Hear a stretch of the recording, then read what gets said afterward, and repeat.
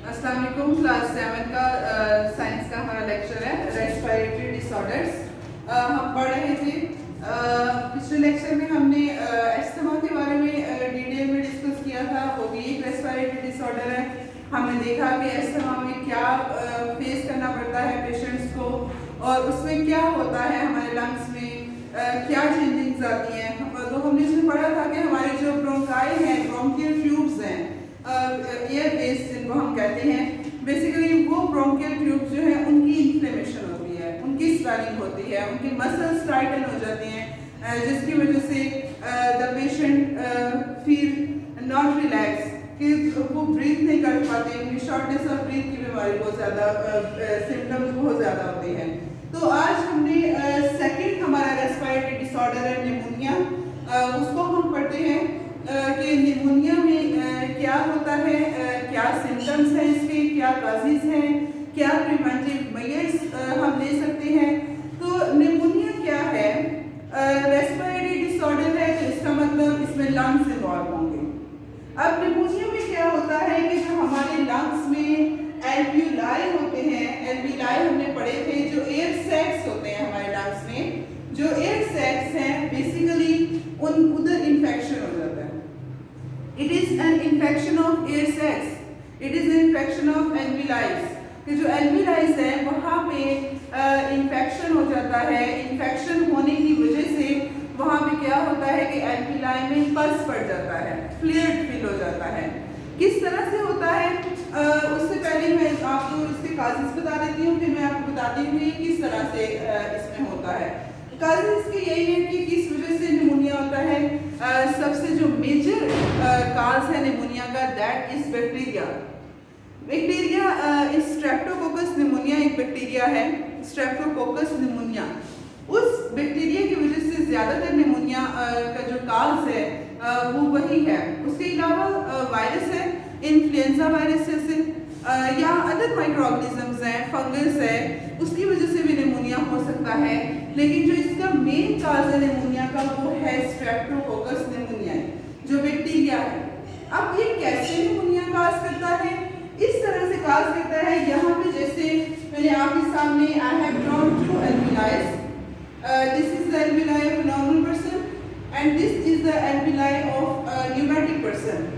तो यहाँ पे अगर हम देखें तो एल्वियोलाई की जो एयर सैक्स हैं, ये एयर सैक्स बिल्कुल ठीक हैं। अब होता क्या है कि जब bacteria, infectious bacteria Streptococcus pneumonia जब आता है हमारे लंग्स में, तो आगे ये हमारे एयर सैक्स में बैठ जाता है, वहां पे सेटल हो जाता है। अब जब एयर सैक्स में वो बैक्टीरिया सेटल हो जाता है तो फिर वो bacteria as we know that के तेजी से डिवाइड करता है। इसकी जो ग्रोथ है, इसकी जो कॉपीज प्रोड्यूस होती हैं, मल्टीपल कॉपीज प्रोड्यूस होती हैं। आप इतनी तेजी से ये डिवाइड करता है कि आप इसी से हिसाब लगा लें कि रात को आप दही जमाने के लिए रखते हैं, थोड़ी सी जाग लगाते हैं। बेसिकली वो जो हम जाग लगा रहे हैं, we are adding bacteria into the milk, और पूरी रात में सुबह तक फिर पूरा का पूरा हमारे पास वो दही में चेंज हुआ होता है, योगर्ट में चेंज हुआ होता है। तो बैक्टीरिया ही हैं जो डिवाइड किए हैं। तो बहुत जल्दी बैक्टीरिया डिवाइड करता है। तो जब वहां पे सेटल हो जाएगा, फिर यहाँ पे बैक्टीरिया के नंबर्स बढ़ते जाएंगे, डिवाइड होता जाएगा। अब जब ये सेटल हो जाएगा तो आहिस्ता आहिस्ता क्या करेगा, जो एल्वियोलाई के टिश्यूज हैं, इन टिश्यूज को ब्रेक डाउन करना स्टार्ट कर देगा। जब ये टिश्यूज टूटना शुरू हो जाएंगे, ब्रेक डाउन होना शुरू हो जाएंगे, तो फिर इनमें एक फ्लूइड फील हो जाएगा, जिस फ्लूइड को हम कहते हैं पस। ये फ्लूइड फील हो जाता है। अब ये जब फ्लूइड फील हो जाता है तो इस फ्लूइड फील होने की वजह से ऑक्सीजन का जो एक्सचेंज है वो प्रॉपर नहीं होता।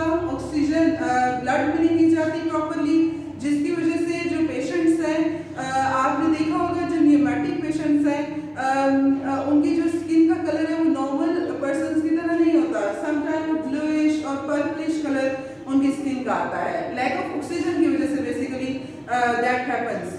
तो ये हमारे पास कैसे निमोनिया काज होता है, इस तरह से होता है, वो मैंने आपको बता दिया है।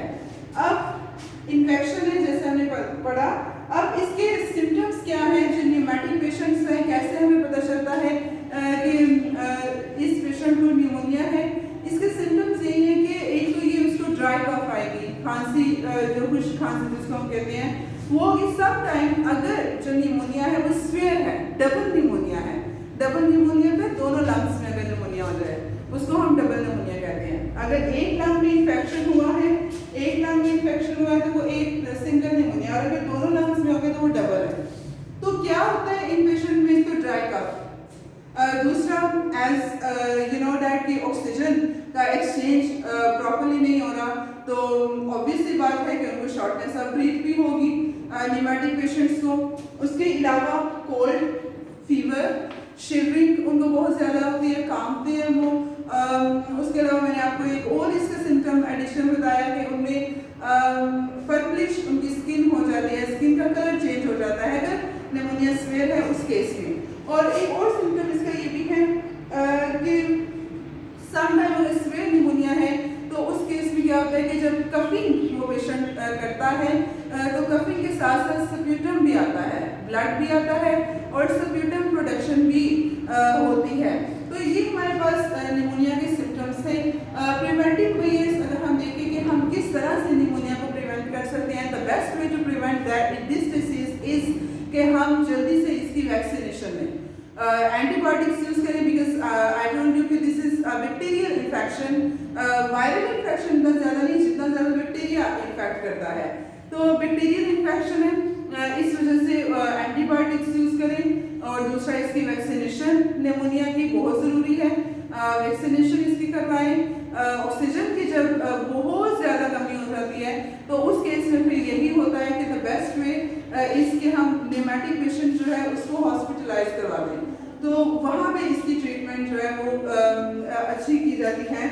तो ये हमने आज निमोनिया के रेस्पिरेटरी डिसऑर्डर्स जो निमोनिया है इसमें हमने इसके सिम्टम्स पढ़े हैं, काजेस पढ़े हैं और होता क्या है ये, द मेन थिंग इज कि ये कैसे होता है, क्यों होता है और है क्या ये चीज़। बेसिकली आपने ये समझना है कि है क्या, तो वो मैंने आपको बताया कि ये इन्फेक्शन है, इसमें एल्विलाई और जो ब्रोंक्यूल्स हैं उनका इन्फेक्शन होता है। ब्रोंकाई आगे ब्रोंक्यूल्स में डिवाइड करते हैं, ब्रोंक्यूल के अंडर एल्विलाई होते हैं, तो उनका इन्फेक्शन, उनमें इन्फ्लेमेशन आ जाती है, उनमें पस जो फिल हो जाता है, फ्लूइड फिल हो जाता है। और वो कैसे फ्लूइड फिल होता है वो भी हमने पढ़ा है, वो भी मैंने आपको बताया है। आपकी बुक पे मेथड नहीं है पूरा कि किस तरह से जो है ये फ्लूइड बेसिकली या एल्विलाई किस तरह से डिस्ट्रॉय होती है, तो वो आपने इसको डिटेल से सुनना है। उसके बाद हमने इसके सिम्टम्स भी पढ़े और प्रिवेंटिव मेजर्स भी पढ़े हैं। कल इंशाल्लाह हम नेक्स्ट अपना रेस्पिरेटरी डिसऑर्डर पढ़ेंगे। आज के लिए इतना ही है, इससे रिलेटेड क्वेश्चंस हैं तो वो आप पूछ सकते हैं। Thank you.